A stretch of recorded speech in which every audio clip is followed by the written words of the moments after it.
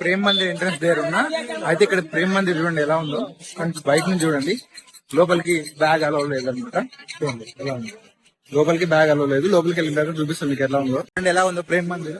అదిరిపోయింది కదా, సూపర్ గా ఉంది అసలు. ముందర నుంచి చూడండి పైన కనిపిస్తుంది కలుషం. ఇది పెట్టడానికి ప్రయత్నిస్తున్నారని చెప్పిండ్రు. అది కనిపిస్తుందా?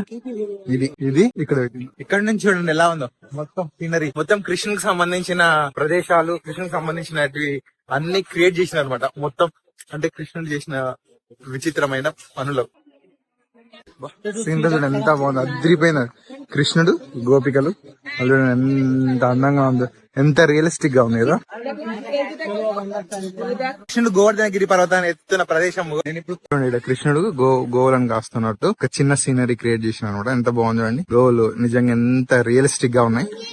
అక్కడ కూడా ఏదో ఉంది, కాకపోతే అక్కడ వరకు వెళ్తామో లేదో తెలియదు. అక్కడ కృష్ణుడు వాళ్ళ ఫ్రెండ్స్ తో ఆడుకున్నట్టు కనిపిస్తుంది. క్లియర్ గా నేను జూమ్ చేసిన, ఎంత జూమ్ అవుతా అంత జూమ్ చేసిన, కనిపిస్తుందో లేదో తెలియదు. మరి ఇంకొక అద్భుతమైన ప్రదేశం, ఎంత మంచిగా సీనరీ క్రియేట్ చేసిండ్రో చూడండి. ఇక్కడ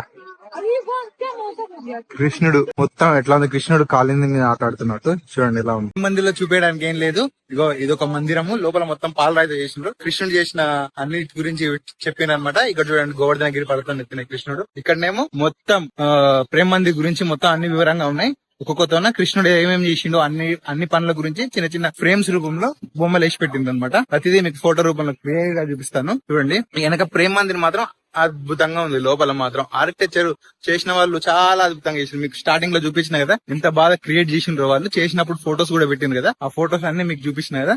చూడండి అంతకన్నా ఏం లేదు ప్రేమ మందిర్ లో చూడడానికి. Okay, and stay tune. ఇది కూడా ఒక మంచి ప్రదేశం మథురాలో. ఎలా ఉందో చాలా బాగుంది. ఎంత అద్భుతంగా ఉందంటే అంత అద్భుతంగా ఉంది.